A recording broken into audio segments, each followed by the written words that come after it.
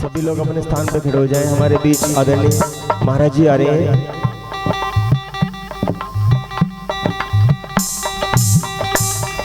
भक्त पुकारे जहाँ वहीं तुम खड़े हो।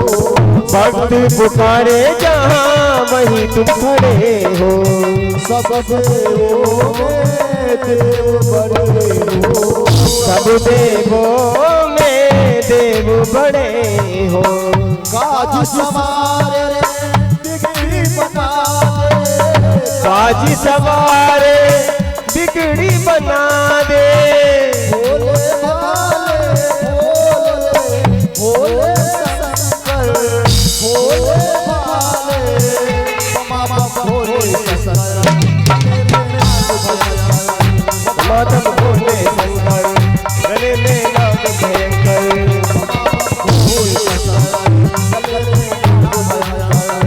मातम भोले शंकर गले में नाग भयंकर।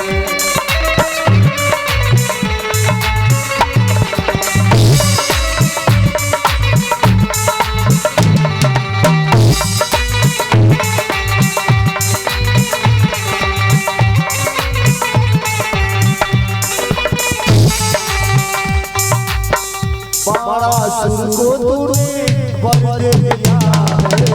बाणासुर को तूने बंद किया है। रावण को तूने लंका दिया है। रावण को तूने लंका दिया है। वरदे करके सबको है तारे। वरदे करके सबको है तारे। डमरू वाले भोले भोले भाले भोले शंकर मामा भोले दमादम भोले शंकर गले में नाग भयंकर। दमादम भोले शंकर गले में नाग भयंकर।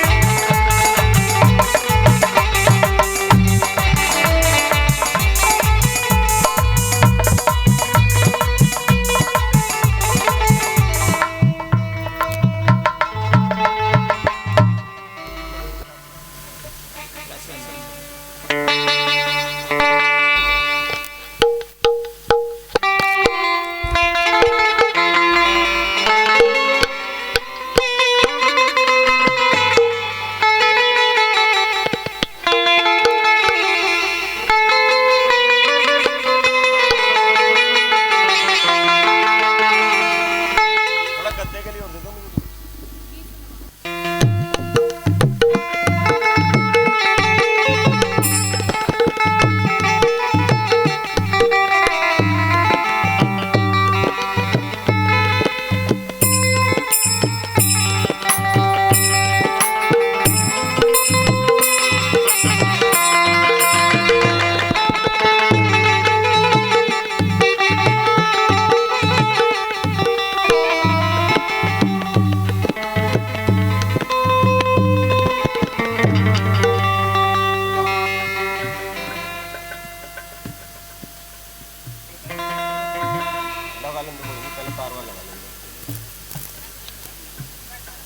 एक काम कीजिए माधु जी, उधर से आजिए, इधर स्टैंड है ना, स्टैंड में उधर से आजिए।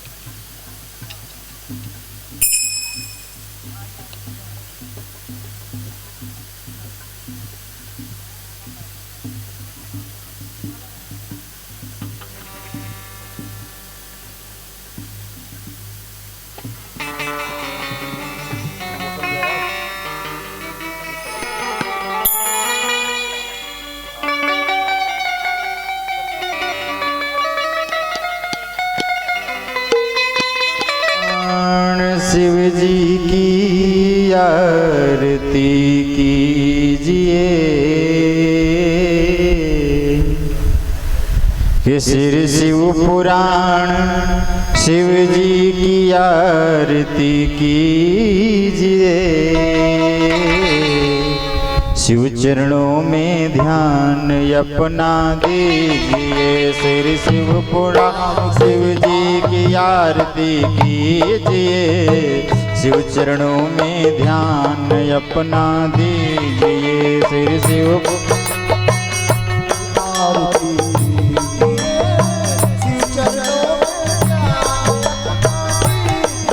सिर शिव पुराण शिव जी की आरती कीजिए।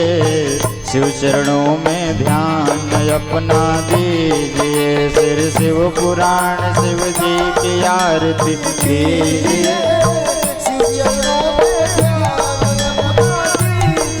ये शिव पुराण है महाग्रंथ, सन्मार्ग बताने वाला, शिव दर्श कराने वाला।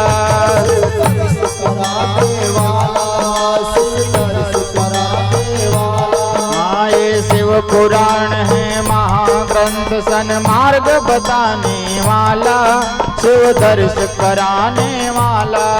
शिव दर्श कराने वाला, शिव दर्श कराने वाला। सुनते सुजान करते हैं गान, सुनते सुजान करते हैं गान, शिव अमृत रस पीजिए।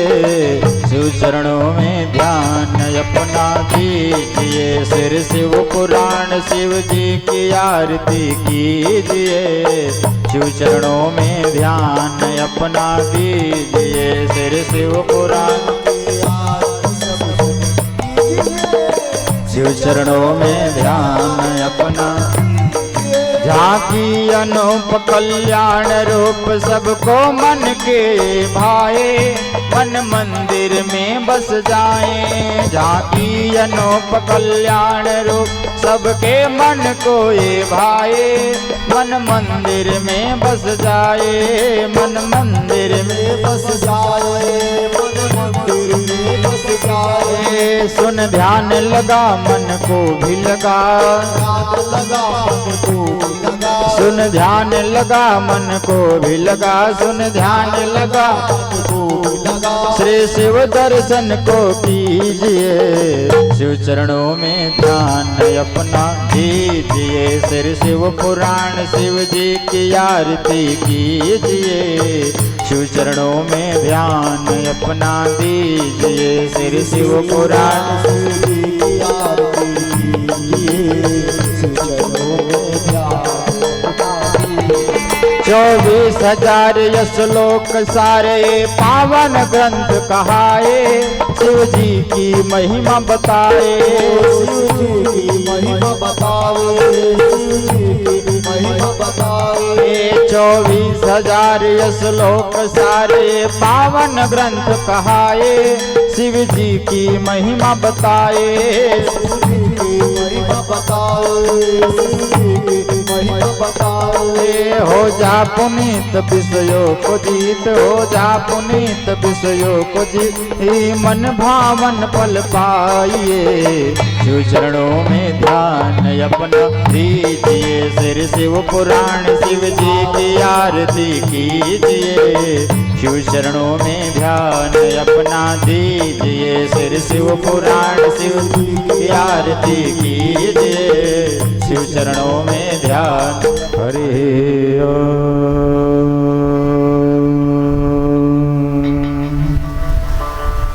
श्री वेद पुरुषाय नमः। श्री सरस्वती नमः। श्री गणेशाय नमः। श्री सद्गुरु चरण कमलेभ्यो नमः। गुरुर्ब्रह्मा गुरुर्विष्णुः गुरुर्देवो महेश्वरः गुरुर्साक्षात् परं ब्रह्म तस्मै श्री गुरुवे नमः। अखंडानंद बोधाय शिष्य संतापहारिणे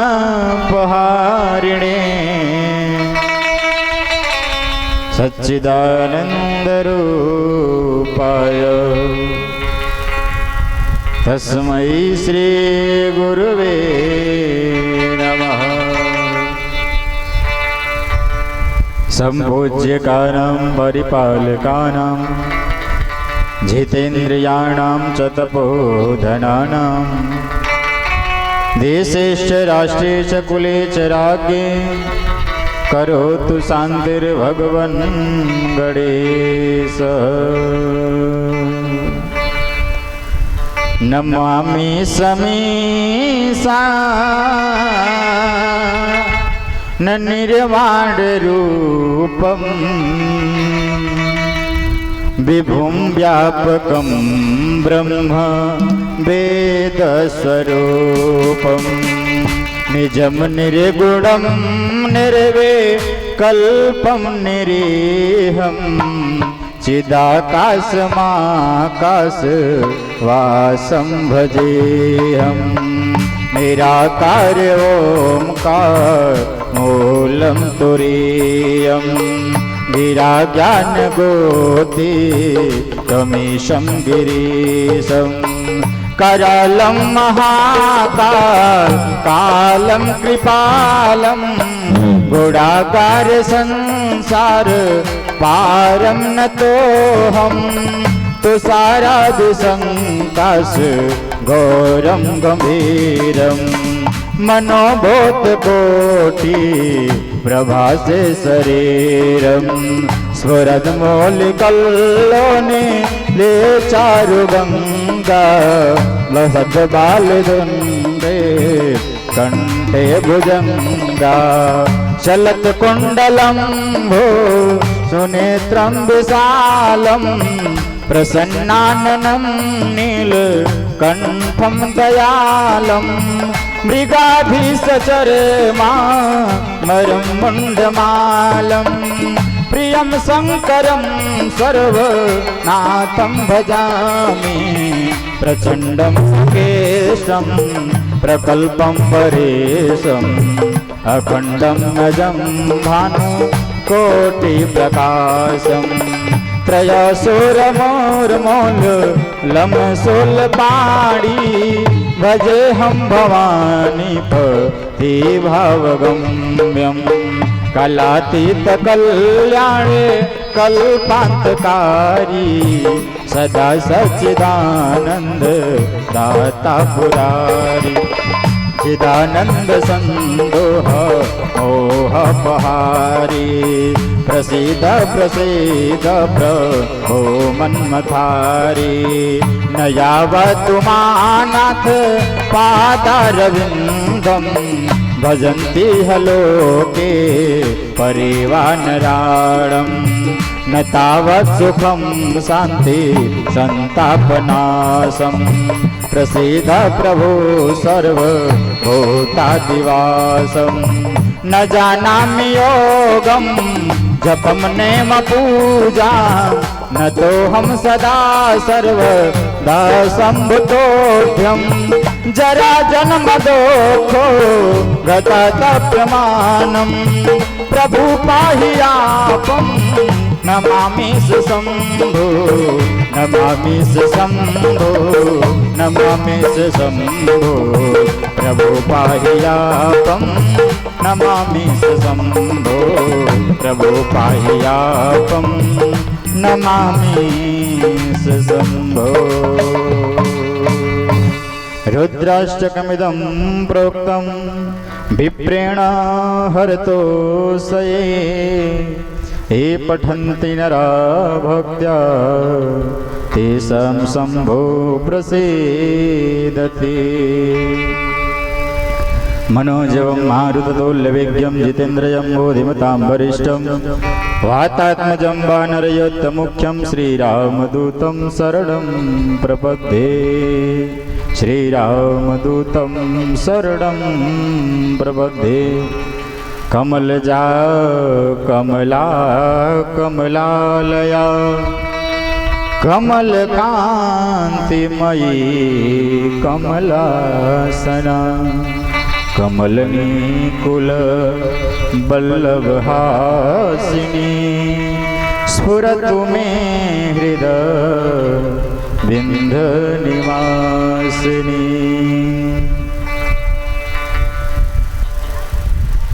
परम मंगलमयी श्री कैलाशवासी शंभु महादेव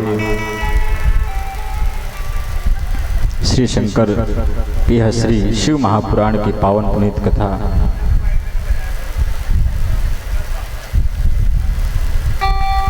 आज श्री शिव महापुराण कथा के चतुर्थ दिवस के सत्र के समागम में सभी भक्त एकत्रित हुए हैं। श्री कैलाशपति अविनाशी मेरे शंभो काशी विश्वनाथ बागंबर भोलेनाथ श्री हरि के चरणों में कोटि कोटि नमन करते हुए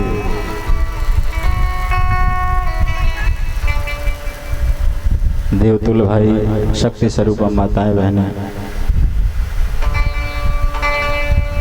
मार्ग से आने जाने वाले पथिक, संत समाज, विद्वत विद्वान, आप सभी के चरण में व्यासपीठ की ओर से कोटि कोटि नमन। बोले शंकर भगवान की जय, पार्वती मैया की जय। नमः पार्वती पतये हर हर हर महादेव शंभो। बोलो ओम नमः शिवाय, ओम नमः शिवाय, ओम नमः शिवाय, ओम नमः शिवाय।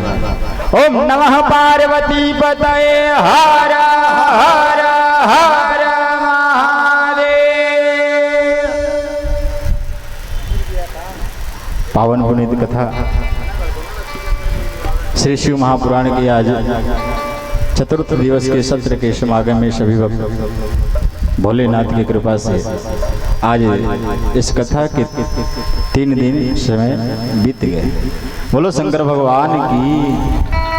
आज प्रभु की बड़ी कृपा है, नहीं? आज कुछ गर्मी ज़्यादा ही लग रही है, नहीं? कोई बात नहीं, पंखा झेलते रहिए और कथा सुनते रहिए।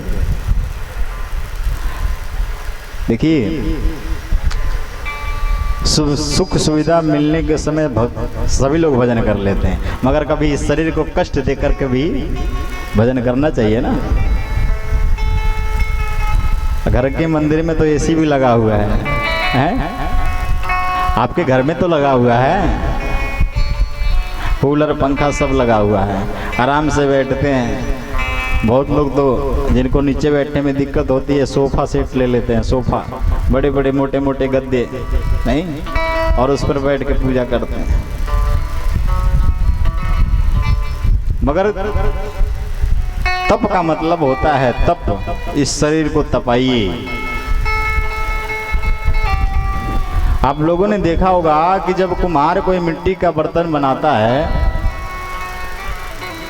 तो अगर कच्चे मिट्टी के बर्तन को आपको दे दे तो उसमें पानी डालेंगे तो थोड़ी देर बाद वो मिट्टी फूल करके वो घड़ा फूट जाएगा। मगर वही मिट्टी का घड़ा जब कुम्हार आग में पकाता है, जितनी देर पकाएगा उतना ही वो घड़ा मजबूत हो जाता है। फिर उसमें जल भरने के बाद वो घड़ा फूटता है क्या? नहीं फूटता है। वैसे ये शरीर है हमारा, इसको जितना तपाइएगा परमात्मा के भजन में, फिर इस संसार वाले चाहे कितना भी इसे प्रताड़ित करें फिर हिलने वाला नहीं है। नहीं, बोलो शंकर भगवान की।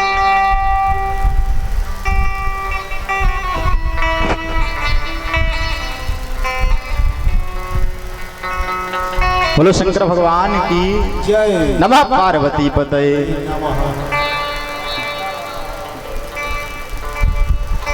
हैं? अच्छा, भोजन वोजन मिला है? हैं? ये जल्दी चले आए तो जोर से बोलो नमः पार्वती पतये हर हर हर महादेव।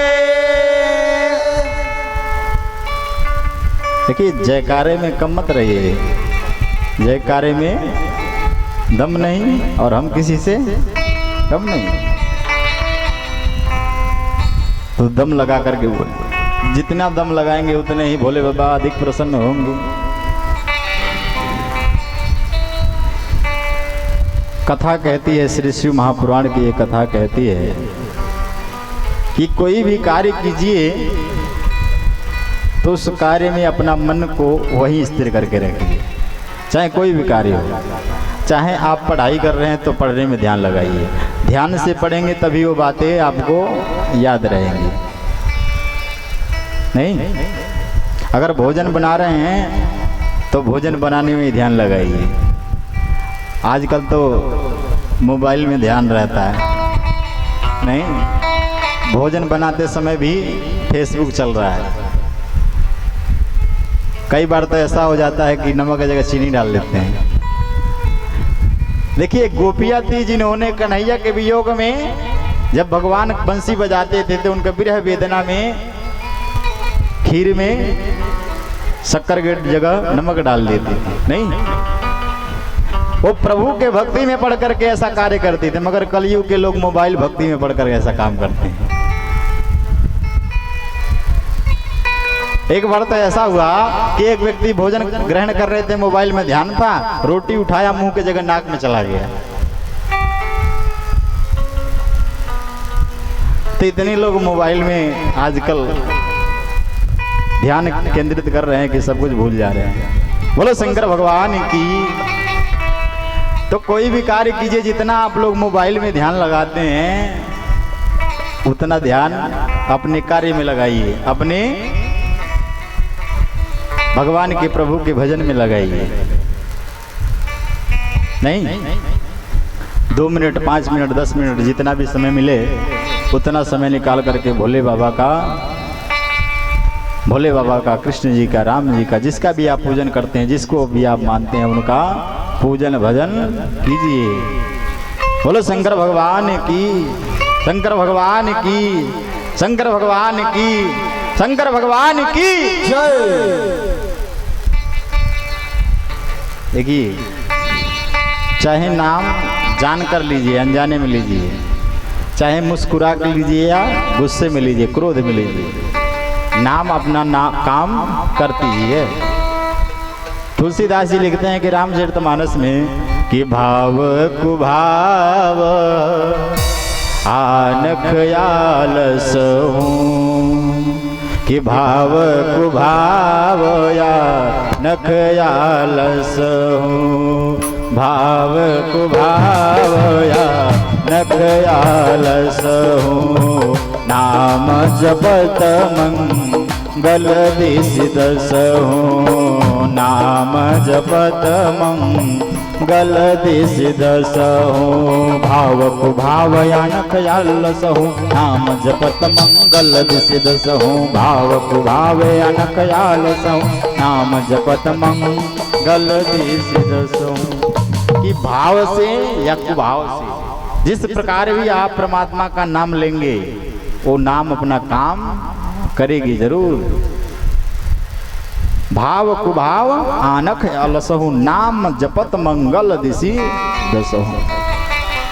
आपने नाम जपाना चाहे जाने में या अनजाने में तो नाम अपना काम करेगी, आपके जीवन में मंगल ही मंगल हो जाएगा। तो जितना भी समय मिले उसमें प्रभु का गुणगान कीजिए जरूर। आइए आज की कथा में प्रवेश करें, उससे पहले भोले बाबा के चरणों में चलते हैं नमन करते हुए। सभी लोग गाते हुए चलेंगे कि कैलाश के निवासी नमो बार बार हूँ, नमो बार बार हूँ। आयो शरण तिहारी शंभु तार तार तो, शंभु तार तार तो, शंभु तार तार तो। कैलाश के निवासी नमो बार बार हूँ, नमो बार बार हूँ। आयो शरण तिहारी प्रभु तार तार तो, प्रभु तार तार तो, शंभु तार तार तो। कैलाश के निवास नमो बार बार हूँ, नमो बार बार हूँ। आयो शरण तिहारी प्रभु तार तार तो, प्रभु तार तार तो, शंभु तार तार तो। जय हो।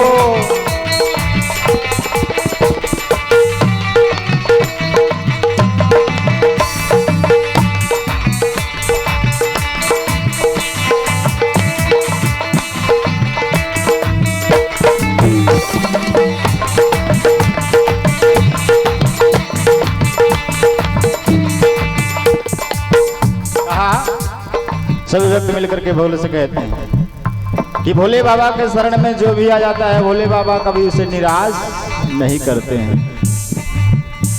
भक्तों को शिव तूने न निराश ना किया, भक्तों को कभी शिव तूने निराश ना किया।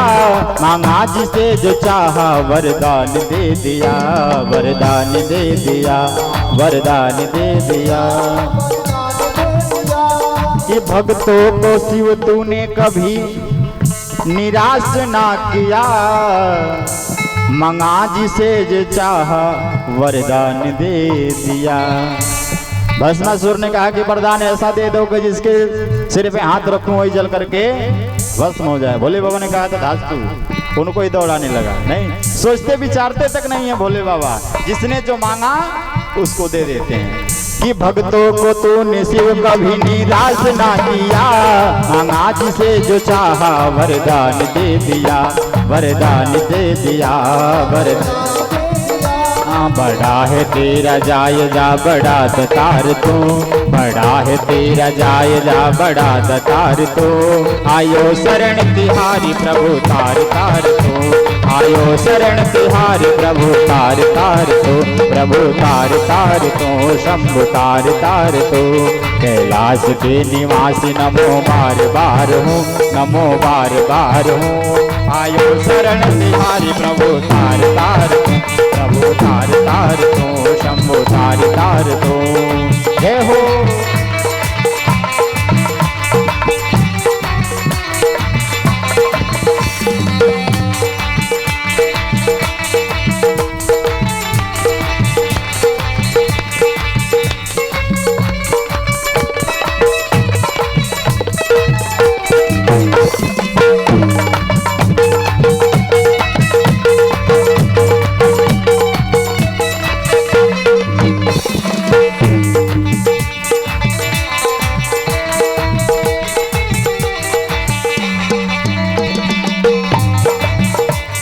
हे भोलेनाथ, बखान क्या करूं मैं राखो पढ़ेर का।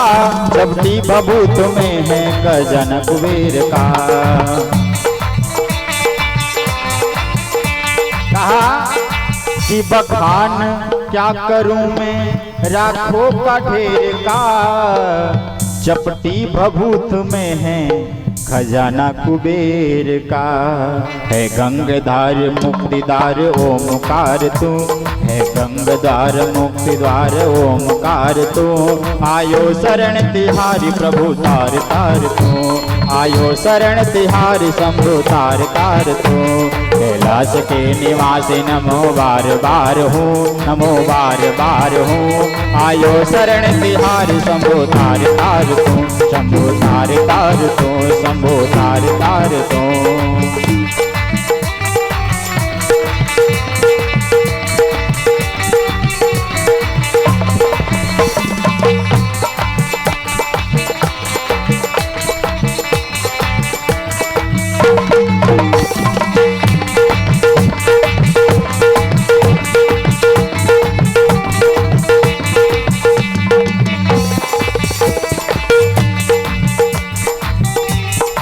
कहा कि भोलेनाथ जिसने जो मांगा है मैं क्या क्या प्रमाण दूं कि आपने किसको क्या दिया है। क्या क्या नहीं दिया तूने क्या प्रमाण दूं। बस गए त्रिलोक शंभो तेरे दान से। क्या क्या प्रमाण नहीं दिया क्या प्रमाण दें। हे भोलेनाथ क्या क्या नहीं दिया हम क्या प्रमाण दें। बस गए त्रिलोक शंभो तेरे दान से, तेरे दान से, तेरे दान से। और क्या किया भोलेनाथ ने। जहर पिया जीवन दीवा। दुनिया के हित के लिए भोले बाबा ने स्वयं जहर पी लिया। जहर पिया जीवन दिया कितना उदार तू, कितना उदार तू। आयो शरण तिहारी प्रभु तार तार तू। प्रभु तार तार तू। शंभु तार तार तू। कैलाश के निवासी नमो बार बार हूँ, नमो बार बार हूँ। आयो शरण तिहारी प्रभु तार तार तू। प्रभु तार तार तू।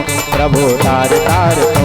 कैलाश के निवासी नमो बार बार हूँ, नमो बार बार हूँ। आयो शरण तिहारी प्रभु तार तार तू। प्रभु तार तार तू। शंभु तार तार तू। माधो तार तार तू। प्रभु तार तार तू। बोलो शंकर भगवान की जय। पार्वती मैया की जय। नमः पार्वती पतये हर हर हर महादेव। कि कैलाश के निवासी नमो बार बार हूँ। आयो शरण तिहारी प्रभु तार तार तू। मन में यही भावना जगे कि हे भोलेनाथ हम भी आपके शरण में बैठे हुए, हमें भी हमारे ऊपर भी अपनी कृपा बनाए रखें। बोलो शंकर भगवान की। और मैया से निवेदन है कि ये पुस्तक बाद में बांट लेना जब कथा पूरी हो जाए। बोलो शंकर भगवान की। शंकर भगवान की। नमः पार्वती पतये हर हर हर महादेव। देखिए हाथ उठाने का भी तरीका है कि हाथ कैसे उठाया जाए। देखिए पहले में हर हर हर महादेव 3 बार हर हर में पहले देखिए हर हर हर महादेव। भोलेनाथ की हर पूजा में भक्ति है और किस प्रकार करनी चाहिए। भगवान कन्हैया का जयकार लगाया जाता तो एक बार में ही बोले वृंदावन बिहारी लाल की जय नहीं। और भोलेनाथ का हर हर हर महादेव एक बार में नहीं सुनोगे, हम दोबारा सुनाएंगे। नहीं दोबारा में नहीं सुनोगे तो तिबारा तो जरूर सुनोगे। कहते हैं ना एक बुलाने से नहीं सुनेगा, दूसरे बुलाओ, दूसरे में नहीं सुनेगा, तीसरे में तो सुन ही लेगा। नहीं तो इसलिए 3 बार बोलते हैं। देखिए कथा श्री शिव महापुराण की कथा। पुराण का मतलब होता है इतिहास। पुराण का मतलब इतिहास। और शिव का मतलब, शिव का मतलब क्या होता है? शिव का मतलब, शिव का मतलब ही कल्याण। शिव शब्द का मतलब ही है कल्याण। और शिव मेरे भोले अकेले नहीं है, शिव में ही माँ उनके साथ शक्ति जुड़ी हुई है। कौन? पार्वती जी। शिव में ई की मात्रा लगी हुई है ना, वो शक्ति है। अगर ई की मात्रा हटा दी जाए तो भोले बाबा भी क्या हो जाएंगे? इधर से आइए, इधर से दे दीजिए पंडित जी। अगर ई की मात्रा हटा दी जाए तो शिव भी 100 के समान हो जाएंगे। 100 मतलब लाश। बोले शंकर भगवान की। मैं प्रत्येक दिन कहता हूं कि सत्कर्म कीजिए, सत्कर्म कीजिए। नहीं, कौन कौन लोग सत्कर्म करते हैं? कोई भी नहीं, सभी लोग। एक एक अपने सत्कर्म गिनवाइए कि आपने क्या सत्कर्म किया है। बोलो शंकर भगवान की। प्रयास कीजिए कि सत्कर्म। सत्कर्म मतलब क्या? कथा सुने, उसके बाद में मन में संकल्प आ जाए कि आज के बाद कभी किसी का दिल नहीं दुखाएंगे। देखिए, एक बार में नहीं छूट सकता, हम भी जानते हैं। धीरे धीरे प्रयास कीजिए कि कभी किसी का दिल नहीं दुखाएंगे। और जितना हो सके उतना अधिक सत्य बोलने का प्रयास कीजिए, झूठ से बचिए। एक बहुत सुंदर दृष्टांत याद आ गया। कहा गया कि जो लोग झूठ बोलते हैं उन्हें नरक में जाना पड़ता है। तब ये झूठ की नगरी है। ये झूठ ही बोली झूठ चबेना, अरे झूठी दुनिया झूठी ये मेला। नहीं, झूठी दुनिया है, झूठा ही मेला है। झूठे के बेटा, झूठी बेटी, झूठे के पति और झूठे ही पत्नी, सब झूठे हैं। आपका बेटा कहता है पिताजी मैं तो आपसे बड़ा ही प्रेम करता हूँ। अच्छा, प्रेम करता है। 2 महीने बीमार पड़ जाओ, खाट पे पड़े रहो, सारा प्यार दिख जाएगा। दिख जाएगा कि नहीं दिखेगा? जब घर में कोई बुजुर्ग बीमार पड़ जाते हैं तो 6 महीने इलाज चलता है। देखिए, हर समय आदमी कहता है क्या कि अगर कोई काम करने वाले व्यक्ति होता है ना, कोई काम आने वाला होता है, कहता अभी मेरा समय नहीं आया है। कहते हैं अरे चलो कथा सुन लो। अरे हम क्या कथा सुनेंगे, हमारा अभी समय नहीं आया। नहीं, जब समय आएगा तो कथा सुन लेंगे। विवाह हो जाता है, चलो भाई कुछ कर लो, अभी हमारा समय नहीं आया है। बुढ़ापा आ जाता है, बीमारी ने ग्रसित कर लिया, हॉस्पिटल में ले जाते हैं, डॉक्टर कह देते हैं इनका समय पूरा हो गया, अब ले जाओ। नहीं, कहते हैं अब इनका समय पूरा हो गया, सेवा करो बस, अब 2-4 दिन के मेहमान हैं। तब पछताता है कि मेरा यही समय आने वाला था, इसी समय को मैं रोज इंतजार कर रहा था कि मेरा समय अभी आया नहीं है। जिस दिन समय आ गया उस दिन फिर समय मांगने से भी नहीं मिलेगा। इसलिए प्रयास कीजिए कि जीवन में सत्य बोलिए। एक बार एक हंस अपने पत्नी के संग, हंसनी के संग नदी किनारे, जल के किनारे भ्रमण कर रहा था। तभी एक कौवा आया और आकर के हंस की पत्नी को देखा और उसको देख करके कौवा मोहित हो गया। बोला कि अब मैं इस पे दावा करूंगा कि हंसनी मेरी पत्नी है। बोलो शंकर भगवान की। आज वैसे भी नींद नहीं आएगी, चिंता मत करो, भगवान ने कर दी ऐसी कृपा, नहीं तो बहुत लोग कथा में सो जाते हैं। महाराज, कौवे ने आकर के हंस से कहा, अरे हंस, ये मेरी पत्नी को तू कहाँ लेके घूम रहा है? हंस बोला, तेरी पत्नी? तू अपना रंग तो देख, तू कौवा और मेरी पत्नी हंसनी सफेद, तेरी पत्नी कैसे हो गई? बोला हाँ मेरी पत्नी है। देखिए, हंस के अंदर एक गुण होता है, क्या? कि हंस के सामने आप दूध में जल मिला करके रख दीजिए, हंस उस जल में से दूध को पी जाएगा और जल को छोड़ देगा। हमें भी हंस जैसा बनना चाहिए। कहते नहीं हंस जैसे सत्य बन रहा है, हंस जैसे सत्य बनना चाहिए कि दूसरे की बुराई को मत पकड़िए, किसी के अंदर क्या अच्छाई है उसको ग्रहण कीजिए, बुराई उसके पास छोड़ दीजिए। नहीं तो हंस से कौवा ने कहा, अरे हंस, ये जो तेरी पत्नी है वो तेरी नहीं है, मेरी है। अब आपस में दोनों लड़ने लगे। हंस कहे कि मेरी है और कौवा कहे कि मेरी है। मगर सच्चाई तो यही है कि वो जो हंसनी थी वो हंस की पत्नी थी। अब कुछ नगर के लोगों ने देखा, रे पूछा क्यों लड़ रहे हो आप? हंस ने कहा, देखो भैया ये कौवा झूठ मूठ के मेरे से लड़ रहा है, मेरी पत्नी को अपनी पत्नी बता रहा है। तो लोगों ने कहा एक काम करो, यहाँ के राजा है, राज दरबार में चलो और चल करके वहाँ पे राजा से फैसला करवा लो। क्यों आपस में लड़ रहे हो? जब सब जगह से थक जाते हैं तो सुप्रीम कोर्ट जाते हैं, नहीं कि चलो अब कोर्ट फैसला करेगा। तो गांव के लोगों ने कहा कि आपस में क्यों लड़ रहे हो, चलो इसका फैसला राजा से करवा लो। अब चले गए हंस, हंसनी और कौवा राजा के दरबार में गए। राजा ने पूछा क्या हुआ, क्यों लड़ रहे थे? हंस बोला, महाराज मेरी पत्नी को कौवा झूठ मूठ के कह रहा है कि हंसनी मेरी है।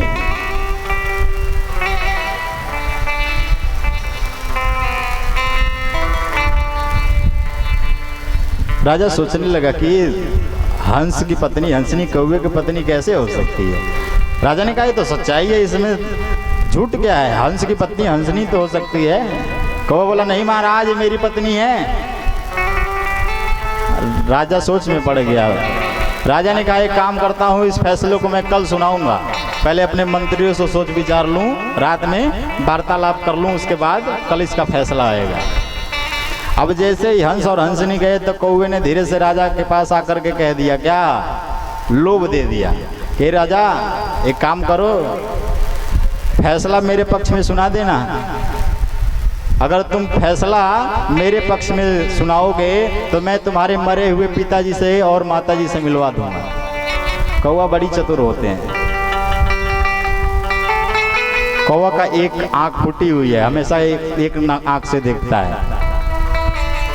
बोलो शंकर भगवान की। नमः पार्वती पतये हर हर हर। क्यों चुप हो जा रहे हैं? महाराज राजा से कौवे ने कहा एक काम करो, तुम फैसला मेरे पक्ष में सुनाओ, तुम्हारे मरे हुए पिताजी से और माताजी से मैं तुम्हें मिलवा दूंगा। मैं गया था स्वर्ग में मिल के आया हूँ, फैसला मेरे पक्ष में सुनाओ और तुम्हारे माता पिताजी से मैं मिलवा दूंगा। राजा बोला अच्छा सच में कह रहा है, तुम मेरे माता पिताजी से मिलवाएगा? बोले हाँ मिलवाऊंगा। राजा ने बोला अच्छा चल तो तेरे पक्ष में कल फैसला सुनाऊंगा। अगले दिन फिर सभा बैठी, हंस हंसनी आए, कौवा भी आया। सारे मंत्रियों के सामने राजा ने कहा कि देखिए बहुत जांच पड़ताल करने के बाद ही पता चला है कि हंसनी हंस की पत्नी नहीं है, कौवे की पत्नी है। अब जैसे ही हंस ने सुना कि हंसनी को मेरे से दूर कर दिया गया है, हंस वहीं तुरंत तड़प तड़प के मर गया। अब जब हंस मर गया तो हंस को मरा हुआ देख करके हंसनी ने भी अपना प्राण त्याग किया। अब जब दोनों मर गए तो कौवा लगा भागने, ये क्या हो गया? राजा ने कहा पकड़, सुन जल्दी इधर आ, पकड़ो पकड़ो, इसे भाग रहा है। तू कहाँ जा रहा है? तू मेरे माता पिताजी से तो मिलवा, तेरे लिए मैंने गलत फैसला सुना, तू भागा जा रहा है। कौवा बोला अच्छा अपने माता पिताजी से मिलना चाहते हो, चलो। लेके चला गया कौवा। गया एक बड़े से कूड़े के ढेर में, कबाड़े के ढेर में दो इतने लंबे लंबे कीड़े थे। बोला देख एक तुम्हारी माताजी है और दूसरे तुम्हारे पिताजी। बोले कैसे मेरे माता पिता हो सकते हैं? बोले जिसका बेटा झूठ बोलता हो उसके माता पिता कीड़ा नहीं बनेंगे तो और क्या बनेगा हैं? तो इसलिए जीवन में कभी झूठ मत बोलिए, जितना प्रयास कीजिए कि सच बोले। बोलो शंकर भगवान की, शंकर भगवान की नमः। पार्वती पतये हर हर हर महादेव शंभो। शिव महापुराण की कथा कहती है कि शिव ही सत्य है, जो भी सत्य बोलता है भोले बाबा के पास रहता है, भोले बाबा की कृपा उसके ऊपर बनी रहती है। जो झूठ बोलता है भोले बाबा उससे रूठ जाते हैं। कल की कथा मैंने सुनाई थी आपको कि सती जी ने भोले बाबा से आकर के झूठ बोला और भोले बाबा ने सती जी का त्याग कर दिया। तो जो अपने पत्नी को त्याग कर सकता है झूठ बोलने से, तो हम लोग क्या बात है, नहीं? भगवान चाहे कोई भी हो, सबको सत्य प्रिय है और झूठ से भोले बाबा भी दूर भागते हैं। जीवन में प्रयास कीजिए कि सत्य के मार्ग पे चलें। आइए 2 मिनट का संकीर्तन करते हुए इस कथा में प्रवेश करेंगे।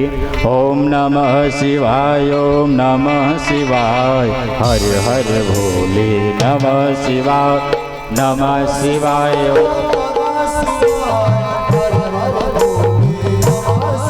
हाय नमः शिवाय, ओम नमः शिवाय, हर हर भोले नमः शिवाय, नमः शिवाय।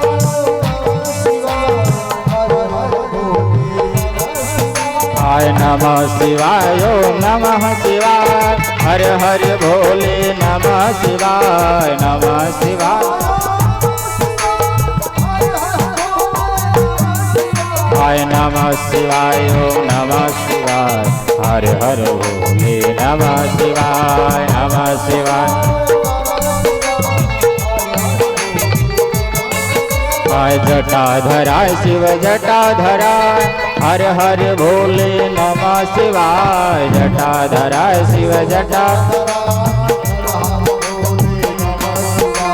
जटाधराय शिव जटाधराय, हर हर भोले नमः शिवाय, जटाधराय शिव। नमः शिवाय, नमः शिवाय, हर हर भोले नमः शिवाय, नमः शिवाय। नमः शिवाय, नमः शिवाय, हर हर भोले नमः शिवाय।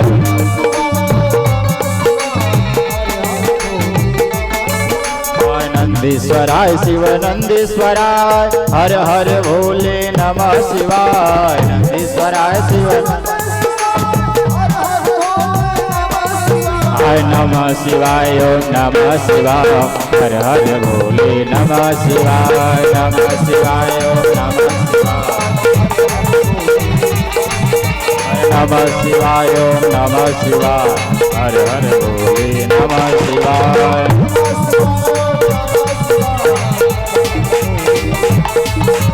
नमः शिवाय, नमः शिवाय, हर हर भोले। नमः शिवाय, नमः शिवाय, हर हर भोले नमः शिवाय।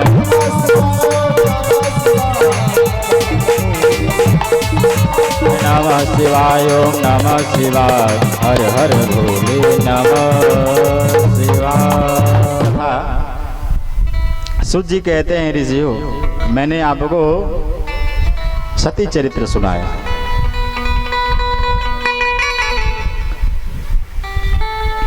जब मैया सती ने दक्ष के यज्ञ में भोले बाबा का कोई भाग नहीं देखा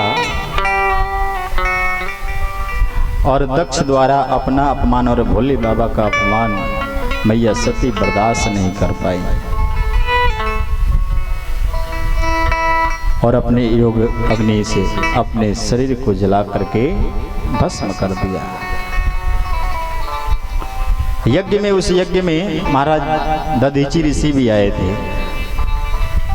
दधीची ऋषि ने दक्ष से पहले ही कहा था कि अरे दक्ष, आपने भोले बाबा का कहीं भी स्थान नहीं दिया है, ये बड़ा ही अनर्थ होने का संकेत है। क्योंकि जिस पूजा में शिव जी की पूजा ना हो वो पूजा सफल होता नहीं है। जो कोई भी यज्ञ हो उस यज्ञ में अगर भोले बाबा की पूजा नहीं हुई तो समझ जाओ कि कोई ना कोई विघ्न जरूर आए। तो आपने अपने इस यज्ञ में सबका भाग दिया है मगर भोले बाबा का कहीं भाग दिया नहीं है, तो समझ लो कि आपका कोई ना कोई इस यज्ञ में विघ्न आने वाला है।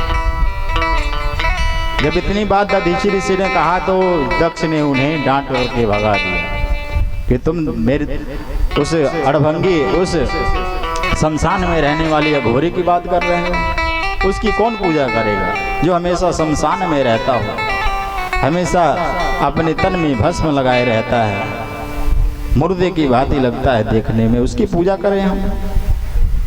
दधीचि ऋषि को डांट कर दक्ष ने भगा दिया था, वही अब आज अनहोनी होने वाली है।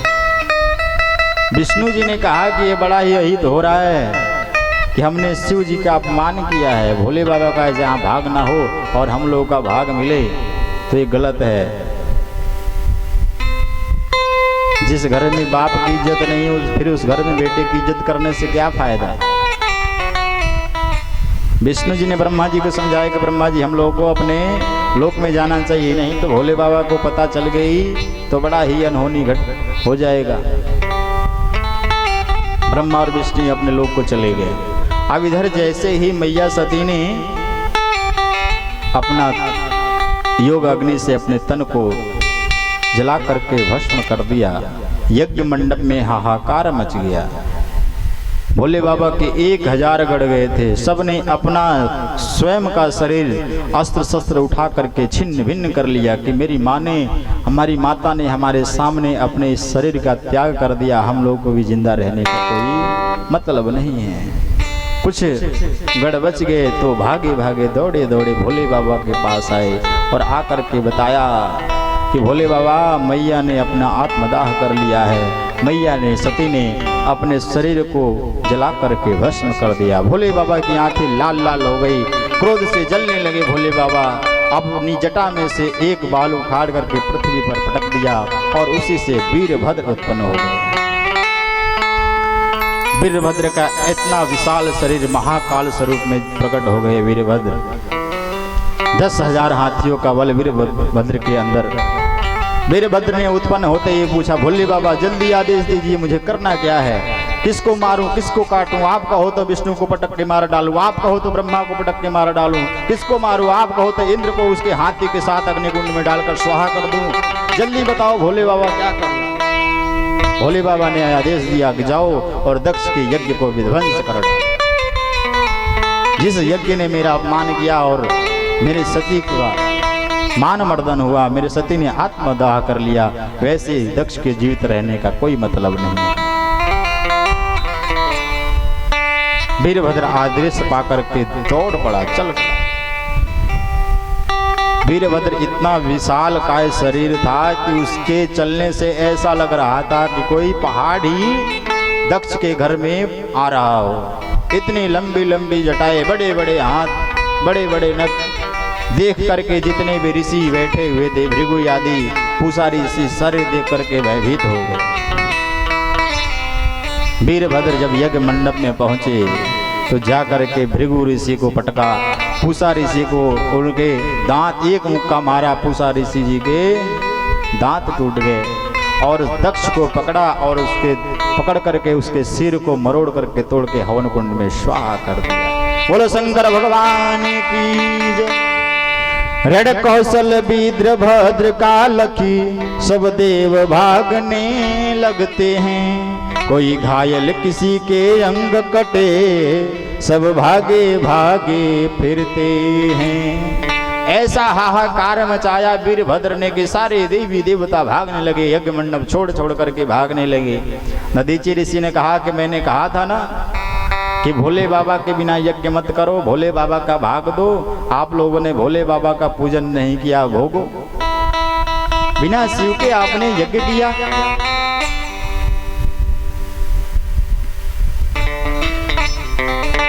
वीरभद्र ने दक्ष को, सारे देवी देवताओं को खिन्न भिन्न कर दिया। सारे लोगों में त्राहि त्राहि मच गया। सारे देवी देवता दौड़े दौड़े विष्णु जी के पास गए कि नाथ, आप भी भोले बाबा के इस वीर दूत से बचा सकते हो। विष्णु जी ब्रह्मा जी के साथ लेकर के भोले बाबा के पास पहुंचे और प्रार्थना करने लगे कि नमस्ते नीलकंठाय वेद से परमात्मने विश्वाय विश्वबीजाय जगदानंद हेतवे भीमाय व्योमरूपाय शब्दमात्राय ते नमः महादेवाय सोमाय प्रवृत्ताय नमस्तुते। हे नीलकंठ परमात्मा, हे महाकाल, हे विश्वेश्वर स्वामी, हम आपके शरण में आए हैं, आप हमारी रक्षा कीजिए। त्राहि माम शरण में आए हुए सज्जनों का रक्षा कीजिए, शरण में आए हुए देवताओं का रक्षा कीजिए प्रभु। ब्रह्मा जी ने कहा कि हे देव, मेरे पुत्र को आप क्षमा कीजिए, उससे बहुत बड़ी गलती हो गई, उसको किसी प्रकार जीवित कर दीजिए। भोले बाबा से जब विनती किया देवताओं ने, भोले बाबा प्रसन्न हो गए, बोले कोई बात नहीं, मेरे शरण में जो भी आ जाता है मैं उसे क्षमा कर देता। पुत्र चाहे कितना भी गलती करे मगर पिता कभी उससे नाराज नहीं होते। हाँ, मगर पुत्र को समझाने के लिए कभी कभी पिता को अपनी भाषा बदलनी पड़ती है। भोले बाबा ने कहा कि मैंने इसलिए वीरभद्र को भेजा कि दक्ष के अंदर अहंकार आ गया था। उसको ये पता नहीं है कि जो उसका पिता है मैं उसका भी पिता हूं। दक्ष किससे पैदा हुए थे? ब्रह्मा जी से। और ब्रह्मा जी किससे पैदा हुए हैं? भोले बाबा से नहीं, विष्णु जी भोले बाबा से पैदा हुए हैं ना, और विष्णु से ब्रह्मा जी। तो किसके संतान हुए? भोले बाबा के हुए कि नहीं? तो भोले बाबा ने कहा कि दक्ष को ये नहीं पता है कि उस किससे द्वेष कर रहा है, अपने बाप के भी बाप से द्वेष कर रहा है। नहीं, बोलो शंकर भगवान की। ब्रह्मा जी ने निवेदन किया कि स्वामी हे नाथ, मेरे पुत्र को जीवित कर दीजिए। भोले बाबा यज्ञ मंडप में पहुंचे। बोले कि हमेशा दक्ष हमेशा मैं करता रहता था ना, कि मैं हूं जो भी हूं मैं, तो इसलिए इसका सिर बकरे का लगा दिया जाए। नहीं, क्योंकि बकरा भी हमेशा मैं करता रहता है ना, जो मैं करता है बहुत जल्दी काटा जाता है। तो इसलिए जीवन में मैं कभी मत लाइएगा। जिसके अंदर भी मैं आया है उसका विनाश होना सुनिश्चित है। भोले बाबा ने बकरे का सिर लगा करके दक्ष को जीवित किया। दक्ष के यज्ञ को परिपूर्ण किया गया, आशीर्वाद दिया। दक्ष ने प्रार्थना किया कि प्रभु ये मेरी गलती नहीं है, आपने मुझे इतना सामर्थ्य दे दिया था कि मैं अपने बल में मद में आकर के अहंकार करने लगा था। क्योंकि कहा गया है कि जब बल या अधिक धन आता है तो उसके साथ साथ अहंकार भी आ जाता है। कि नाथ आपने ही मुझे ये बल पौरुष दिया था, इसलिए मेरे अंदर अहंकार भी आ गया था। कि अतुलित बल अतुलित प्रभुताई, मैं मति मंद जान नहीं पाई। हे नाथ, मैं आपके बल को तो जान नहीं पाया, अपने बल पे अहंकार करता रहा।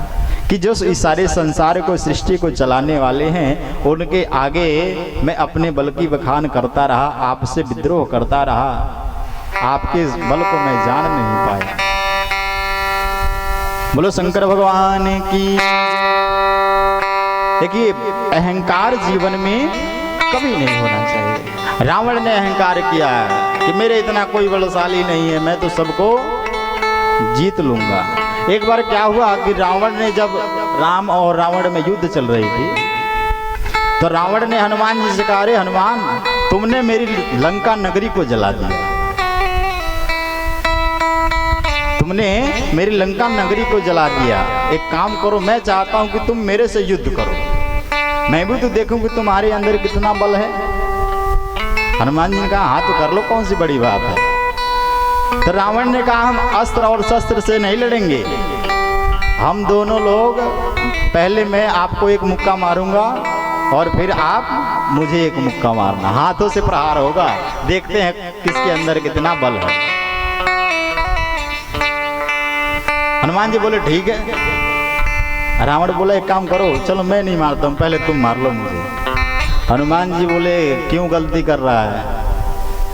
नहीं भाई तू मार पहले मुझे, क्योंकि कहीं ऐसा ना हो जाए कि मुझे मारने के लिए तू बचे ही ना, नहीं, इसलिए पहले तू मार ले मुझे। हनुमान जी वीरासन में बैठ गए, रावण ने पूरी ताकत लगा के एक मुक्का मारा, हनुमान जी टस से मस्तक नहीं हुए, क्योंकि कहा गया है अतुलित बलधामम हेम शैलावदेहम धनुजवन कृशानम ज्ञानी नामाग्रगण्यम सकल गुण निधान वानराणामधीशम रघुपति प्रिय भक्तम बात जातम नमामि। अतुलित बलधामम, बलों में अतुलित, जिनके अति बल हैं और जिनके ऊपर विशेष कृपा किसकी है? रघुनायक की। तो उसको भला कौन मार सकता है? हनुमान जी ने कहा तुमने तो हमें मार दिया, अब तैयार हो जाओ, हम मारेंगे तुम्हें, हमारा मुक्का भी तो है। अब रावण झुक गया। जैसे ही हनुमान जी ने हाथ उठाया, ब्रह्मा जी विष्णु जी चौंक, अरे क्या करने जा रहे हो हनुमान जी?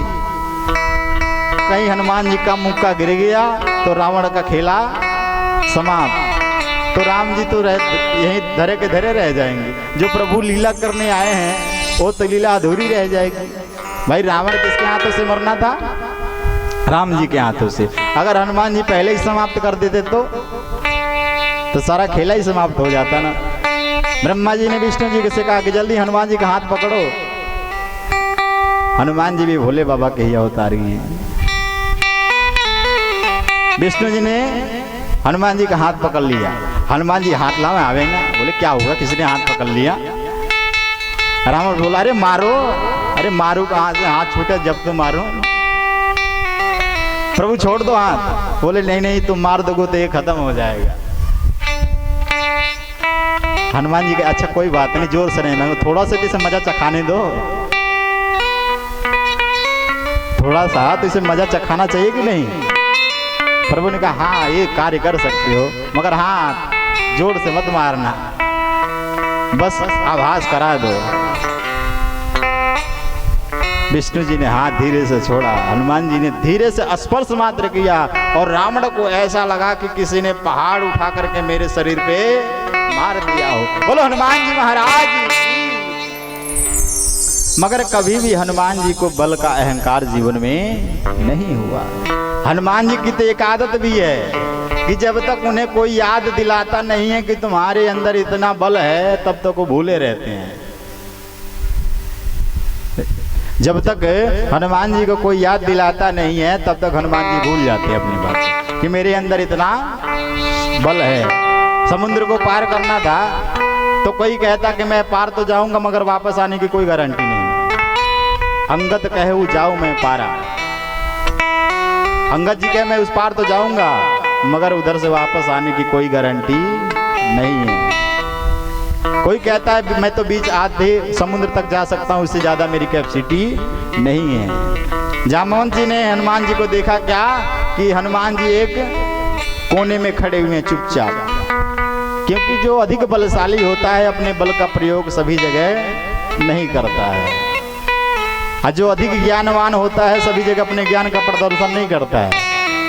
जिसने थोड़ा सा पढ़ा, आधा अधूरा ज्ञान हुआ और दूसरे से लगता है अपना ज्ञान की प्रशंसा करने, और जो 2-4 दिन जिम गए, थोड़ा सा बॉडी सॉडी बनाई, लगते हैं दिखाने में तो जिम कर रहा हो, नहीं। तो जामवंत जी ने हनुमान जी से कहा अरे हनुमान, का चुप साधि रहो बलवाना, बुद्धि विवेक विज्ञान निधाना। कि हे हनुमान तुम चुप क्यों हो, तुम भी तो कुछ कहो। पवन तनय बल पवन समाना, बुद्धि विवेक विज्ञान निधाना। कि आप तो पवन के गति से भी तेज चलने वाले हैं? आप पवन के गति से भी तेज चलने वाले हो, आप कुछ कह नहीं रहे हो। हनुमान जी से जामवंत जी ने याद दिलाया उनको, हनुमान जी को, कि कवन कार्य कठिन जग माही, जो नहीं होही तात तुम पाही। कवन कार्य कठिन जग माही, जो नहीं होही तात तुम पाही। कवन कार्य कठिन जग माही, जो नहीं होही तात तुम। जामवंत जी ने हनुमान जी कहा कि हनुमान कोई ऐसा कार्य कठिन नहीं है जो आप चाहो और वो ना हो। जैसे ही हनुमान जी को याद दिलाया जामवंत जी ने, अब हनुमान जी ने अपना विकराल स्वरूप बनाना शुरू किया। इतना विकराल स्वरूप बनाया, हनुमान जी देखते देखते इतने भयंकर रूप में आ गए कि पैर उनका धरती में और सिर आकाश मार्ग में जाकर लग गया। रावण को देख करके उसने यहीं से देख लिया रावण के लंकापुरी को। इतना विकराल स्वरूप बनाया हनुमान जी ने, इतना बड़ा भयंकर स्वरूप बनाया कि समुद्र पार से ही रावण के नगरी को देख लिया। बोले जामवंत जी से, अब जामवंत जी नीचे ऐसे गर्दन उठा कर देख रहे, इतना बड़ा थोड़ी बढ़ाने को कहा था, इतना बल दिखाने को थोड़ी कहा था। जामवंत जी से बोले हनुमान जी, सहित सहाय रावण ही मारे। हे जामवंत जी, आप पता लगाने की बात करते हो, आप कहो तो मैं रावण के सहित उसके सारे परिवार को मार के आ जाऊं। आप एक बार कहो तो आप पता लगाने की बात कर रहे हो, आप कहो तो मैं रावण के सहित सारे परिवार के, उनके लोगों के जितने भी लोग हैं सबको मार के आ जाऊंगा। जामवंत जी कहा नहीं, हमें सिर्फ आदेश मिला है पता लगाने का। दूत का काम होता है पता लगाना, मारने की आदेश नहीं मिली है, तो इसलिए आप जाओ और पता लगा करके आओ। जामवंत के वचन सुनी हनुमंत हृदय अति भाए। सभी लोग गाते हैं ना सुंदरकांड में। देखिए चौपाई बहुत कुछ कहती है। जामवंत के वचन सुहाए, सुनी हनुमंत हृदय अति भाए। जब तक वहां दूसरी बात चलती रही तब तक हनुमान जी को नहीं भाया, मगर जैसे ही जामवंत जी ने कहा कि राम काज के लिए तुम्हारा अवतार हुआ है, हनुमान जी समझ गए। हनुमान जी के आगे आप कितनी भी कोई बातें करते रहिए, हनुमान जी को भाएगा नहीं, मगर जैसे ही आप कहेंगे कि राम जी के लिए, तुरंत हनुमान जी की बातें भा जाती हैं। सुंदरकांड तो सभी पढ़ते हैं कि नहीं, कई बार घर में पाठ भी कराते हैं, मगर उसमें चौपाई लिखा है कि जामवंत के वचन सुहाए, सुनी हनुमंत हृदय अति भाए। तो कौन सी बात ऐसी जामवंत जी ने कहा कि हनुमान जी को बातें भा गई? बात यही थी कि जामवंत जी ने कहा कि आपका अवतार ही राम जी के लिए हुआ है, राम काज लगी तुम्हें अवतारा, तुम्हारा अवतार ही राम जी की काज के लिए हुआ है। तब हनुमान जी ने कहा कि राम काज किए बिना मोहि कहाँ विश्राम। जब तक मैं प्रभु का कार्य नहीं करूंगा तब तक अब विश्राम नहीं है। और हम लोग 3 घंटे की कथा सुन लेते हैं तो घर पे जाके कमर अटक जाती है। बहुत से कहते हैं जरा कमर दाब दे, कथा सुन के आए, थक गई हूँ बड़ी देर कथा में बैठी बैठी। और हनुमान जी के देखो कि परस्पर करते रहते हैं, कहते हैं कि जब तक राम जी का कार्य होगा तब तक चैन की सांस नहीं लेना है। हनुमान जी कहते हैं कि मेरे मन में राम बसे हैं।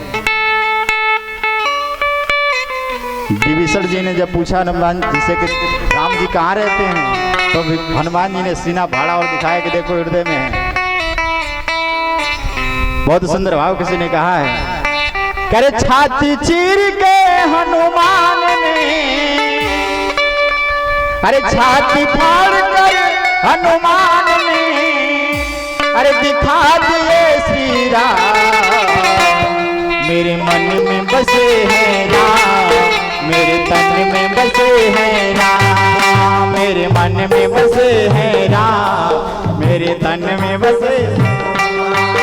मेरे मन में बसे हैं राम, मेरे तन में बसे हैं राम। मेरे मन में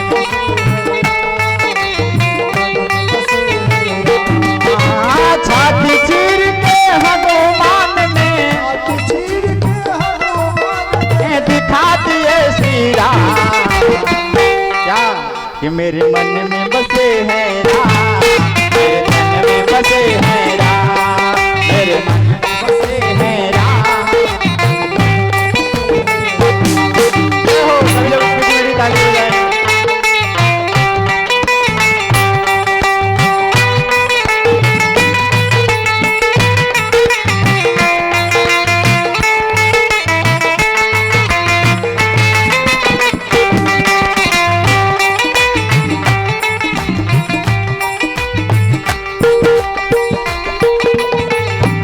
विभीषण जी ने कहा हनुमान जी से, कह रहे हनुमान मैंने इतनी सुंदर मोती की माला दिया है और तुम इसे दांतों से तोड़ तोड़ कर देख रहे हो। बानर की जात बानर ही रहोगे।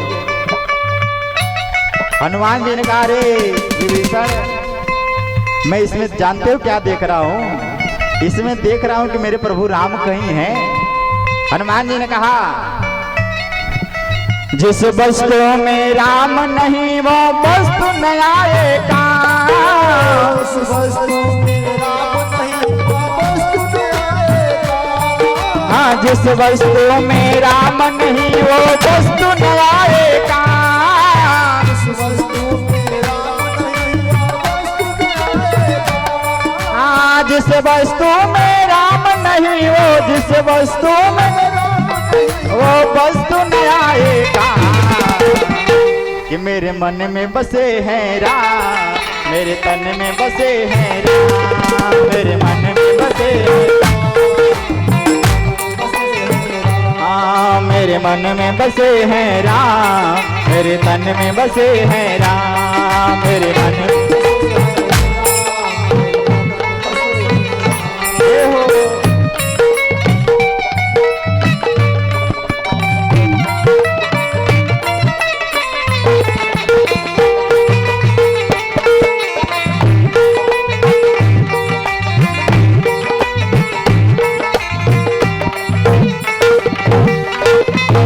हनुमान जी ने कहा राम काज किए बिनु मोहि कहाँ विश्राम। राम काज किए बिनु राम काज किए बिनु मोहि कहाँ विश्राम। राम काज किए राम काज किए बिनु राम काज किए बिनु मोहि कहाँ विश्राम। कि मेरे मन में बसे हैं राम, मेरे मन में बसे हैं राम। मेरे मन में बसे मेरे तन में बसे राम। मेरे मन में बसे हैं राम, मेरे तन में बसे हैं राम। मेरे मन में बसे राम। बोलो राम राम राम सीता राम राम राम। बोलो राम राम राम सीता राम राम राम।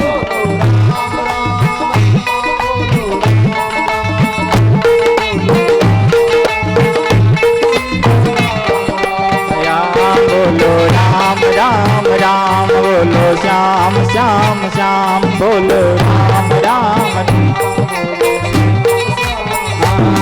मेरे मन में बसे हैं राम, मेरे तन में बसे हैं राम। मेरे मन में बसे हैं राम, मेरे तन में मेरे मन में बसे हैं राम, मेरे तन में बसे हैं राम। बोलो हनुमान जी महाराज की जय। तो हनुमान जी के अतुलित बल होते हुए भी हनुमान जी ने अपने शक्ति का प्रदर्शन कहीं नहीं किया है। दक्ष ने गलती कर दिया, अहंकार आया और भोले बाबा की कृपा से वह उसके अहंकार को भी भोले बाबा ने तोड़ दिया। शिव पुराण की कथा कहती है कि जीवन में चाहे कितना भी धन आ जाए, चाहे कितना बल आ जाए, चाहे कितना ऐश्वर्य आ जाए, कभी जीवन में अहंकार मत लाना। जिस दिन अहंकार आ गया सोच लेना उस दिन से तुम्हारा पतन चालू है। बोलो शंकर भगवान की जय। महाराज भोले बाबा की कृपा से दक्ष का यज्ञ पूर्ण भया। मगर जब मैया सती अपना शरीर त्याग दी, दक्ष का यज्ञ तो सफल हो गया, मगर भोले बाबा मैया सती के वियोग में मां सती के शरीर को लेकर के लगे घूमने, अपने कंधे पर रख करके भोले बाबा लगे घूमने। आंखें लाल लाल सती वियोग में भोले बाबा मां सती को अपने शरीर से अलग नहीं करते। देखिए, हर एक पति अपने पत्नी को हमेशा लेकर ढोता है। कैसे हैं? अब तो लोग छोड़ दिए। पहले के ज़माने में जब भी घर से निकलते थे, आप आज भी बड़े बुजुर्ग जो लोग हैं घर से अपना साफा लेके जरूर निकलते हैं, तो अपना अंगोछा कंधे पे रख करके जरूर चलते हैं। तो क्यों रखते हैं अंगोछा? ये सिर्फ मुंह पूछने के लिए नहीं है।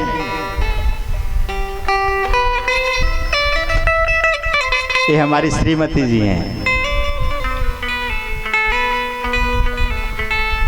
ये हमारी श्रीमती जी हैं। आप कहीं भी राम जी को देखिए या कन्हैया जी को देखिए या भोले बाबा को देखिए, हर जगह कंधे पे पटका है।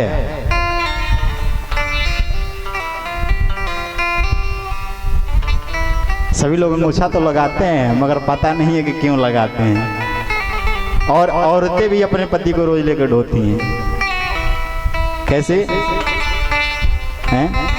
बोलिए। बोलो शंकर भगवान की। जो मांग में सिंदूर लगाती हैं, आजकल तो फैशन हो गया है, थोड़ा सा यहाँ लगाया और बालों से ढक लिया। नहीं, कहा गया है कि जो स्त्री जितना अधिक मांग भरती है उसके पति की उतनी ही अवस्था बढ़ती है। आजकल सिंदूर छोटा हो गया, इसलिए पतिदेव की आयु भी छोटी हो गई कि नहीं? और सारा ब्यूटी पार्लर में 10,000 20,000 खर्च हो जाएगा, होता है कि नहीं? मगर सिंदूर और उसमें भी रेडीमेड आ गया है, पानी मिला हुआ, जबकि शास्त्रों में वर्णित है कि सिंदूर में कभी जल नहीं मिलाना चाहिए। सिंदूर में एक ही बार जल मिलता है, कब? जब माथे से सिंदूर धुलता है तब। सिंदूर में कभी जल नहीं मिलाना चाहिए। तो जितना हो सके अच्छे वाला सिंदूर इस्तेमाल कीजिए। और ना पूरी तो आधी मांग तो भरी है। बोलो शंकर भगवान की। तो हम लोग जो साफा लगाते हैं अंगूछा, वो हमारी श्रीमती हैं। हमेशा यही भावना रहता है कि हमारे जीवन में शक्ति की कमी ना हो। जब संकल्प कराते हैं तब भी आपके धर्मपति का हाथ होता है नीचे। क्यों होता है जानते हैं? कि हम लोग कहीं डगमगाए तो तुम सहारा देना। बिना आदमी शक्ति के एक पग भी नहीं चल सकता है। इस शरीर में से शक्ति की कमी हो जाए तो कोई चलेगा क्या? बताओ आप लोग। अगर ये शरीर बीमार होता है तो कोई ये नहीं कहता है कि ये ब्रह्माहीन हो गए, विष्णुहीन हो गए या शंकरहीन हो गए। सब लोग कहते हैं शक्तिहीन हो गए हैं। कहते हैं कि नहीं? सभी यही कहते हैं कि यह शक्तिहीन हो गए हैं। तो अगर हमारे जीवन में शक्ति नहीं रही तो फिर हमारा जीवन 100 के समान हो जाता है। जिस दिन शक्ति छिड़ उस दिन ये लाश बन जाता है शरीर। जिस दिन इस शरीर से शक्ति गायब उस दिन प्राण गायब। भोले बाबा ने माँ भगवती को, माँ सती को अपने कंधे पर लेकर के लगे घूमने। सारे देवी देवता परेशान कि भोले बाबा ऐसे ही करते रहेंगे तो रोज जो उनका कार्य है संहार करने का वो रुक जाएगा। अगर संहार होगा नहीं तो जनसंख्या अधिक बढ़ती चली जाएगी। अगर रोज पैदा होंगे मरे ना तो कितनी जनसंख्या बढ़ जाएगी, बढ़ेगी कि नहीं? अभी कोरोना में कितना सीट खाली हो गया, फिर भी जनसंख्या कम हो ही गया। बताओ आप लोग, नहीं भाई, बढ़ती जा रही है जनसंख्या। तो भोले बाबा संहार करता है। सारे देवता लोग पहुंच गए विष्णु जी के पास। अरे विष्णु जी, भोले बाबा तो मैया सती के वियोग में पागल हो गए हैं, उनके ही तन को लेकर के अपने तन पर ढो रहे हैं और भागे जा रहे हैं। सारे संहार रुक गए हैं। बूढ़े लोग खाट पे पड़े पड़े तड़प रहे हैं, ये कब प्राण निकले, कुछ कीजिए। विष्णु जी ने आश्वासन दिया कि आप लोग चिंता मत कीजिए। अपने चक्र सुदर्शन को आदेश दिया विष्णु जी ने। चक्र सुदर्शन मैया को तन को लगे काटने, थोड़ा थोड़ा टुकड़ा करके, एक एक टुकड़ा करके शरीर को काट दिया। जहां जहां तन गिरा माँ भगवती सती का, वहां पर सिद्धपीठ बन गया। भारतवर्ष में जितने भी सिद्धपीठ हैं सब जगह माँ सती का ही शरीर का अंग है। बोलो दुर्गे मैया की जय। जब भोले बाबा के शरीर से माँ सती का तन समाप्त हो गया तब भोले बाबा का ध्यान टूटा, शांत भय। विष्णु जी ने समझाया कि आप चिंता मत करो, कुछ दिन बाद फिर माँ भगवती आपसे मिल जाएंगी। भोले बाबा शांत हुए और समाधि लगा ली, तप करने लगे।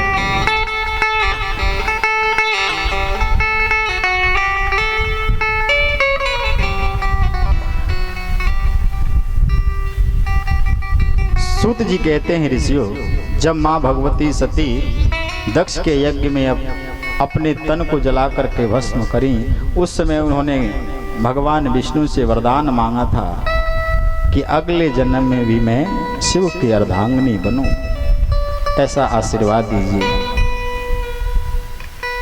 और आशीर्वाद मिला था कि जाइए अगले जन्म में आप हिमालय पर्वत की, हिमाचल पर्वत की मैना की पत्नी के गर्भ से आपका जन्म हो।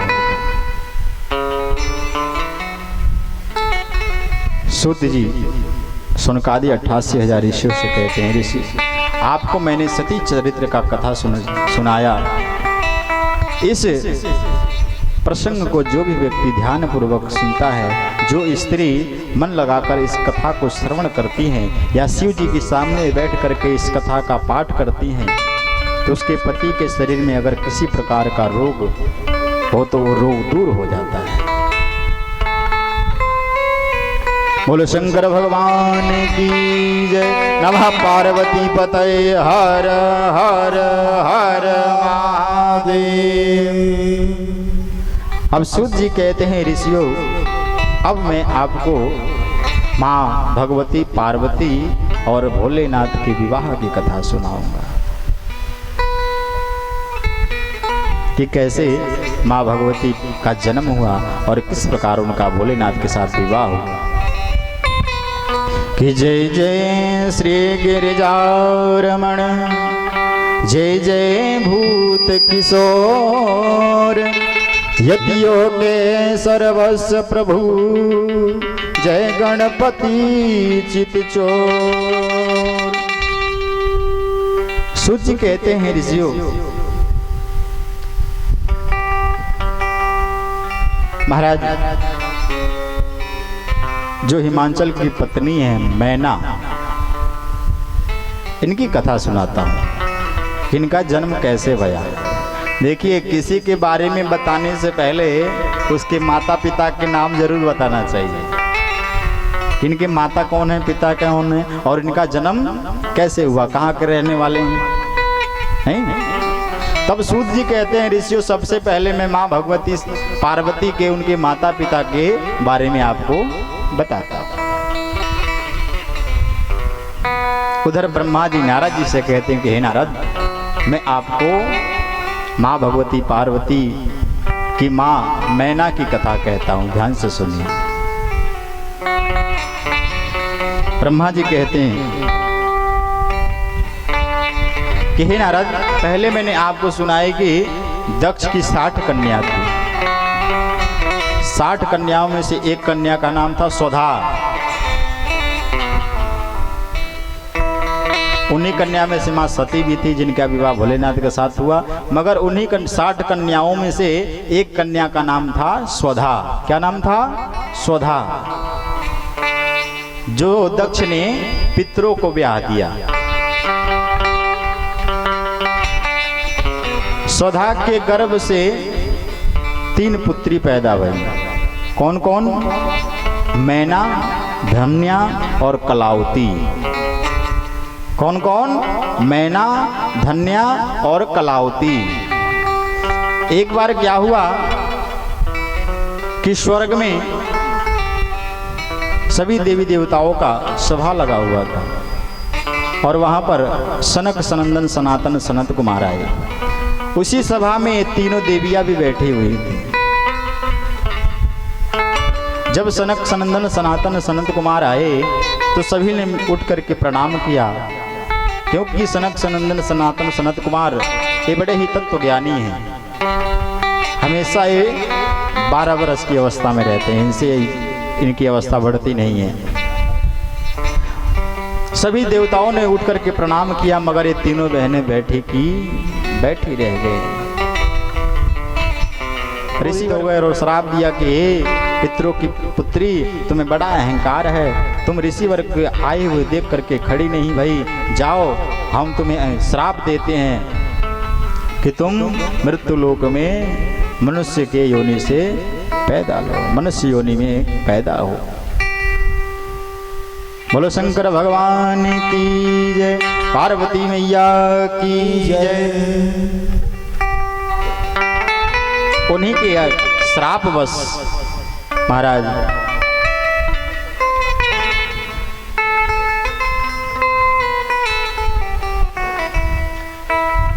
मैना हिमांचल के यहाँ आई, हिमांचल से ब्याही गई। और धन्या किससे? धन्या मतलब सुनैना। सुनैना किसके यहाँ ब्याही गई? जनक जी के यहाँ। और कलावती मतलब कीर्ति कुमारी। कीर्ति कुमारी कौन है? हैं? बोलो। हो मेरी कीर्ति कुमारी की, वृषभान दुलारी की, कृपा का क्या कहना, क्या कहना, क्या कहना, कृपा का क्या कहना। कौन है कीर्ति कुमारी? कीर्ति कौन है? वृषभान जी की पत्नी, राधा जी की माँ। देखिए, ऋषियों ने श्राप तो दिया, मगर आशीर्वाद दिया कि आपके भी गर्भ से 3 देवियां पैदा लेंगी, 3 देवी जन्म लेगी। तो मैना के गर्भ से कौन जन्म लेने वाली हैं? माँ पार्वती। और सुनैना जी के सीता जी, और कीर्ति जी से राधा जी। बड़ी अद्भुत कथा है। राधा जी के जन्म तो सभी बताते हैं, मगर राधा जी के माँ का जन्म किसी ने पूछा है आज तक कि राधा जी के माता जी का जन्म कैसे हुआ? ये शिव पुराण की कथा बताती है कि राधा जी की माता जी के जन्म कैसे हुआ, कैसे इस मृत्यु लोक में आए। महाराज, मैना हिमांचल के पत्नी बनी।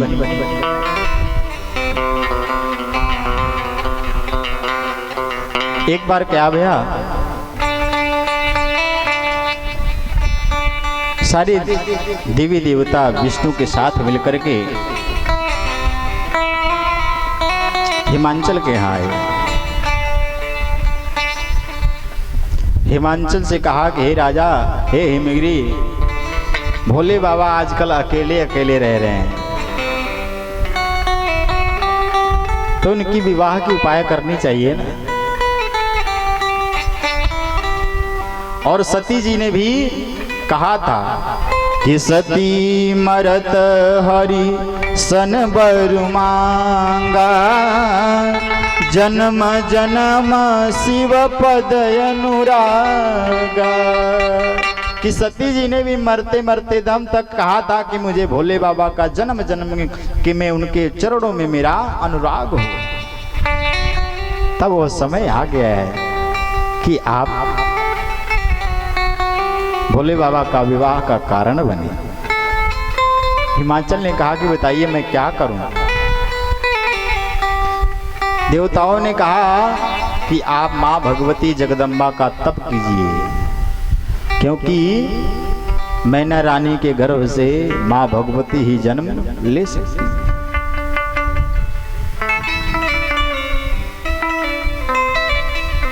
देवताओं ने समझाया कि तीनों देवियों के अंश के रूप में जो प्रकट भई हैं वो आदि शक्ति जगदम्बा हैं, और उन्हीं जगदम्बा के कृपा से आपके घर में आपके मैना रानी के गर्भ से माँ भगवती के रूप में ही प्रकट होंगे। तो इसलिए आप जगदम्बा की पूजा कीजिए, जगदम्बा की तप कीजिए, माँ भगवती दुर्गा जी का तप कीजिए। देवताओं ने निवेदन किया, हिमाचल मैना के साथ तप करने के लिए उद्धत हुए।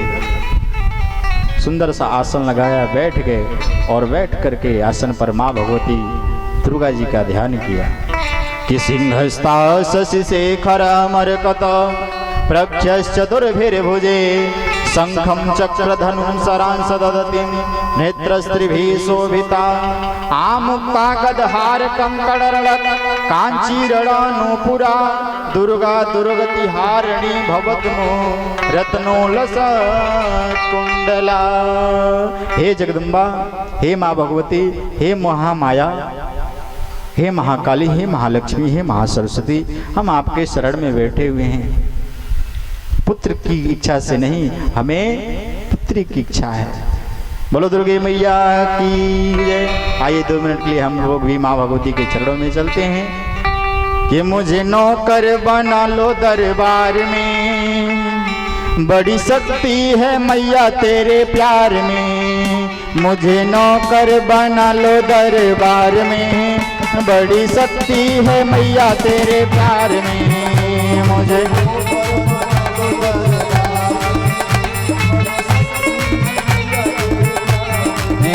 मुझे नौकर बना लो दरबार में, बड़ी शक्ति है मैया तेरे प्यार में।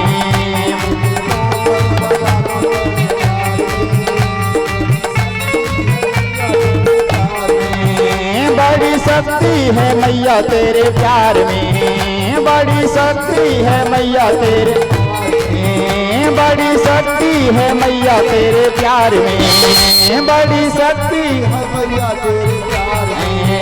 मुझे नौकर, मुझे नौकर, मुझे नौकर बना लो दरबार में, बड़ी शक्ति है मैया तेरे प्यार में। मुझे नौकर बना लो दरबार में, जय हो।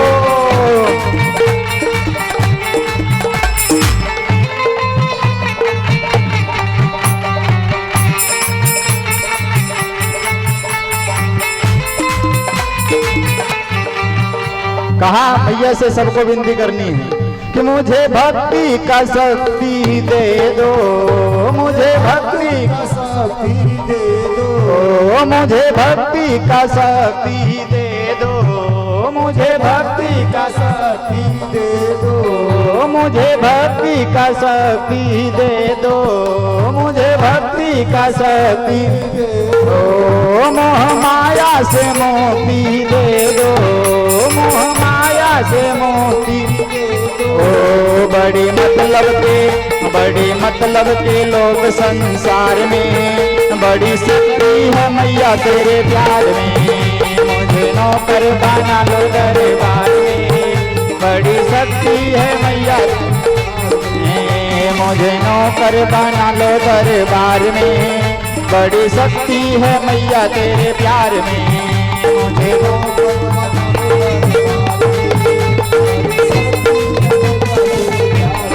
जय हो।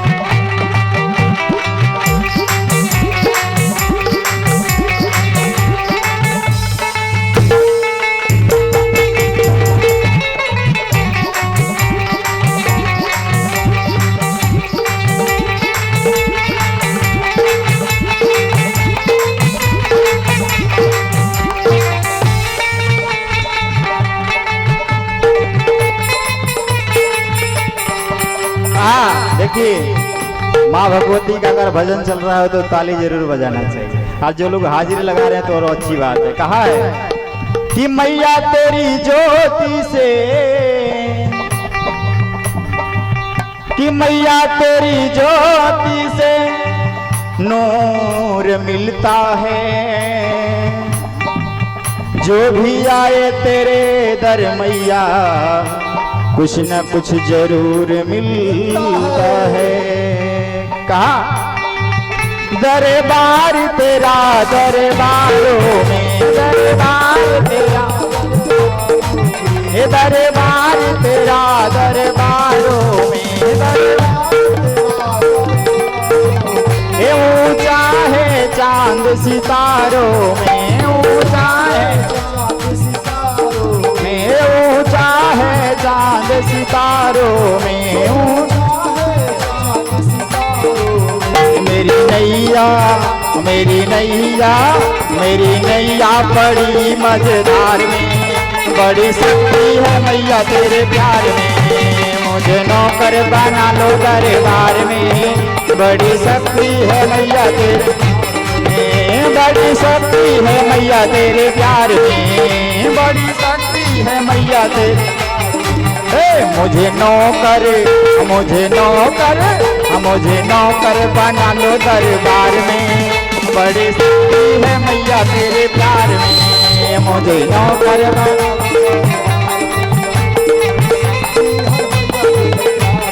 जय हो।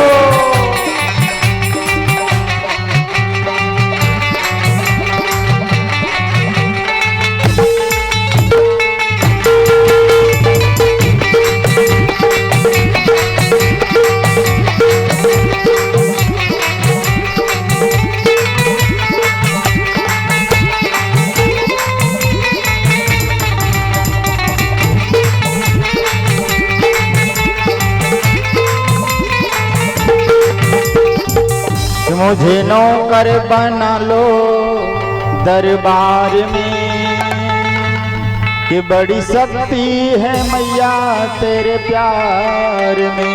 ओ सच्चे दरबार की जय, मैया के प्यार की जय, बोलो दुर्गे मैया की जय, शंकर भगवान की जय।